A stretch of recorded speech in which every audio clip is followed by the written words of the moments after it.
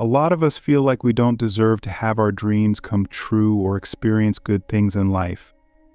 And even when we do accomplish something meaningful, we still feel empty inside. Why is that? Why does it seem like no matter how far we've come, there's a persistent shadow following us whispering, "You're still not enough"? The answer is far from simple, but at its core lies one of the most devastating emotions a person can carry: self-loathing. Self-loathing is not just about disliking certain aspects of yourself. It's deeper, more insidious, and often hidden behind layers of denial, defensiveness, or even apathy. It manifests as anger turned inward, self-sabotage, relentless criticism, and a gnawing sense of inadequacy. It's the quiet belief that you are fundamentally unworthy of happiness, love, or success. And yet, most people never stop to confront it, perhaps because it's too painful, or perhaps because they don't even realize it's there. But here's the truth: this self-loathing is not who you are. It's not intrinsic, it's not permanent, it's learned. And what has been learned can be unlearned. But before we talk about change, we have to go deeper into the roots of this hatred. Because without understanding the why, the how remains hollow. First, let's consider this: when did you start hating yourself? Can you trace it back to a specific moment, a series of events, or perhaps an environment that shaped you? Most of us can't. Self-loathing doesn't appear overnight. It grows slowly, like a weed fed by past wounds, societal expectations, and the stories we tell ourselves about who we are and who we're supposed to be. Why are you so hard on yourself? Why do you tear yourself down over mistakes that others would forgive in an instant? Why do you look in the mirror and see failure instead of resilience? The first truth we must face is that self-loathing often stems from a distorted perception of ourselves. And this distortion isn't random, it's shaped by external forces. Maybe it was a parent who constantly criticized you, a peer who bullied you, or a culture that glorifies perfection and punishes vulnerability. Over time, you internalized these messages. You started believing that your worth was conditional, dependent on your achievements, appearance, or ability to please others. Click subscribe to this channel to get more profound insights. But here's the paradox: the more you try to live up to these impossible standards, the more you fail. And the more you fail, the deeper your self-loathing grows. It becomes a vicious cycle, one that feels impossible to escape. You criticize yourself for not being good enough, which makes you feel even worse, which leads to more criticism. And on it goes. Let's pause here and ask a difficult question. When you think about your flaws, are they truly flaws, or are they just the result of expectations you never agreed to? Who decided that you should look a certain way, act a certain way, or achieve a certain level of success by a certain age? Was it you, or was it someone else? And if it was someone else, why are you letting their voice dictate your self-worth? The second truth we must confront is this: self-loathing thrives on comparison. When you compare yourself to others, you inevitably find yourself lacking. But here's the irony: those same people you envy might be comparing themselves to someone else and feeling just as inadequate. Comparison is a game where no one wins. It's a trap, and the only way to escape it is to stop playing. But that's easier said than done, isn't it? After all, we live in a world that bombards us with images of what we're supposed to be. Social media, advertisements, even the people around us, all of them reinforce the idea that we're not enough as we are. And so we adopt masks. We pretend to be someone we're not. We hide our true selves because we're convinced that if people saw the real us, they would reject us. This brings us to the third truth: self-loathing is rooted in shame. And shame is not the same as guilt. Guilt says, I did something bad. Shame says, I am bad. It's the belief that there's something fundamentally wrong with you, something broken or unlovable. And this belief is incredibly toxic because it isolates you. It makes you feel like you're the only one who feels this way, but you're not. Everyone struggles with self-doubt, insecurity, and feelings of inadequacy. The difference is in how they respond to those feelings. Some people acknowledge them, challenge them, and move forward. Others let them fester and grow into hatred. So the question becomes, how do we stop the cycle? How do we unlearn the self-loathing that has become so deeply ingrained in us? The answer is not simple, and it's not quick. But it starts with a single, profound realization you are not your thoughts. The voice in your head that tells you you're worthless is not the real you. It's a liar, a parasite that feeds on your pain. And the first step to silencing it is to recognize it for what it is, a distortion, not the truth. But recognition alone is not enough. You have to challenge those thoughts. When your mind says you're a failure, ask yourself, is that really true? What evidence do you have to support that claim? And even if you failed at something, does that make you a failure as a person?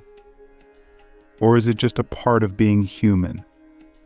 Failure is not the opposite of success, it's a necessary step on the path to growth.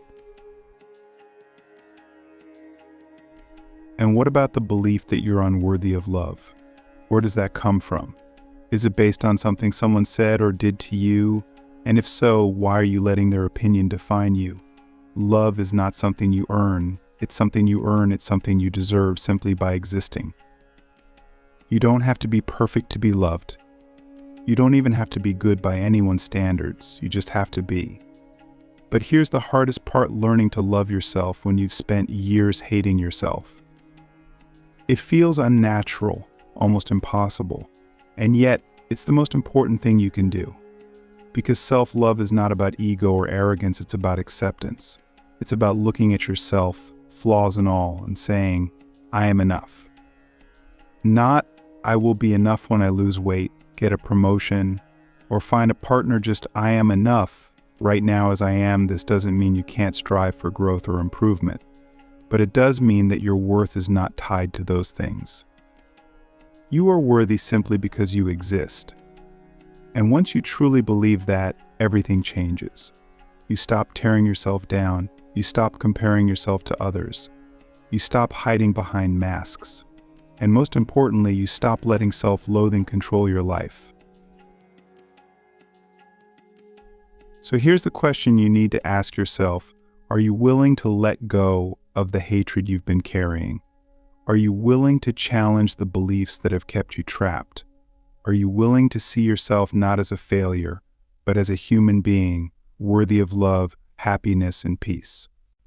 Because in the end, the truth about why you hate yourself is this: you've been lied to, by society, by others, and most tragically by yourself. But those lies don't have to define you. You have the power to rewrite your story. The only question is, will you? If the lies that feed self-loathing are so pervasive, how do we begin to unravel them? The hardest part of this process is realizing that much of your self-hatred stems from the gap between who you are and who you think you're supposed to be. This gap is not natural, it's constructed. It's the product of years of conditioning, of hearing voices that told you what to value, how to act, and what kind of person you should become. Maybe it was a parent who said you weren't smart enough.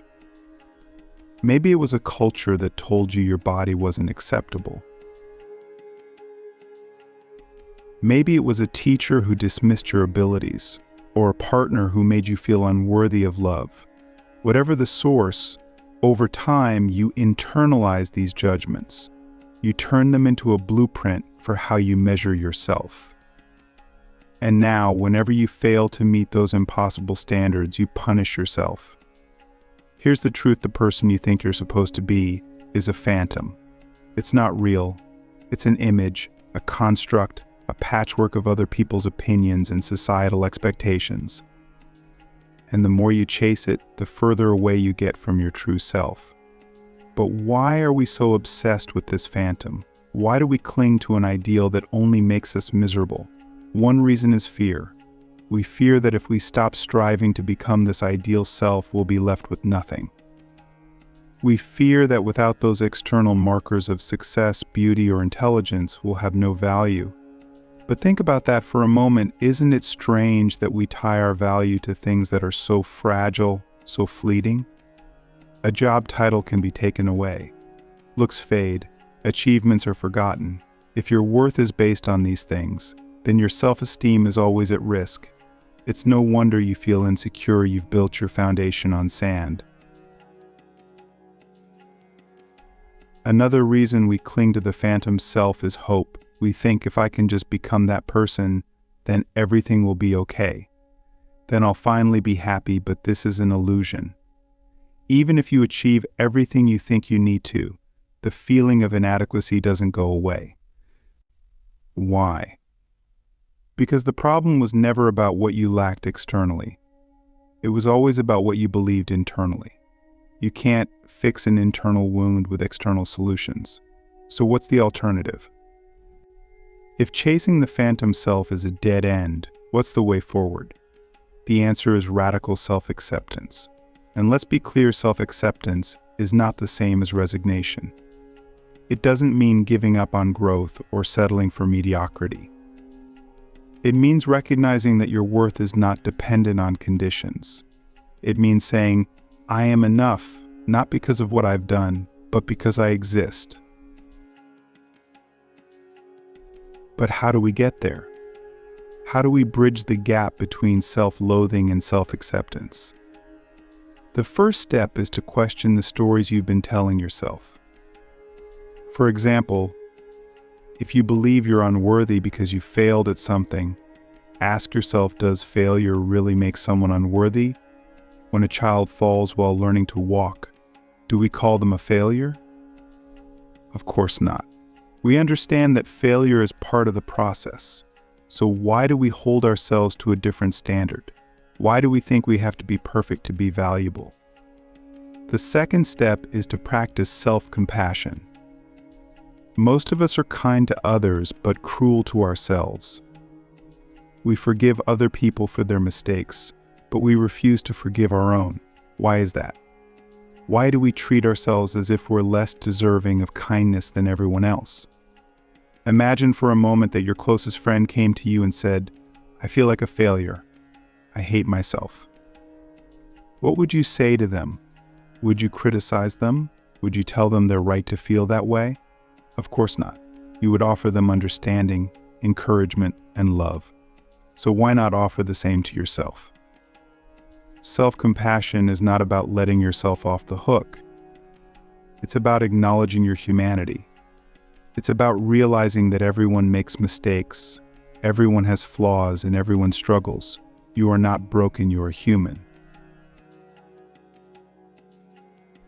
And being human means you are inherently worthy of compassion, both from others and from yourself. But self-compassion takes practice, especially if you've spent years being your own worst critic. One way to start is by challenging your inner dialogue. When you catch yourself thinking, I'm so stupid, pause and ask, is that really true? Or am I just being hard on myself? Then try to reframe the thought. Instead of, I'm so stupid, say, I made a mistake, but that doesn't define me. It might feel strange at first, but over time, this practice can help you develop a kinder, more supportive relationship with yourself. Another way to practice self-compassion is to focus on your strengths. Self-loathing makes us hyper-aware of our flaws, but it blinds us to our gifts. What are you good at? What do you love about yourself? What have you accomplished, no matter how small? These questions might be hard to answer at first, but they're worth exploring. Every person has something valuable to offer, and that includes you. Now, let me ask you something. If you could let go of all the expectations, all the judgments, and all the comparisons, who would you be? Not who you think you should be, but who you actually are. What would it feel like to live as that person? Would you be freer? Happier? More at peace? The truth is, the only thing standing between you and that version of yourself is the belief that you're not allowed to be them. But who decided that? And why are you still listening to them? This brings us to a crucial realization: self-loathing is not just a personal issue, it's a societal one. We live in a world that profits from our insecurities. Advertisers tell us we're not attractive enough, so we'll buy their products. Employers tell us we're not competent enough, so we'll work harder. Social media tells us we're not interesting enough, so we'll chase likes and followers. The entire system is designed to make us feel inadequate, because when we feel inadequate, we're easier to control. But here's the good news: you don't have to play along. You can choose to reject these messages. You can choose to define your worth on your own terms. And when you do, you'll discover something incredible: the person you've been trying to become is not nearly as amazing as the person you already are. So the question is, are you ready to stop fighting yourself? Are you ready to stop chasing a phantom and start embracing your true self? Because the truth about why you hate yourself is not that you're unworthy, it's that you've been conditioned to believe you are.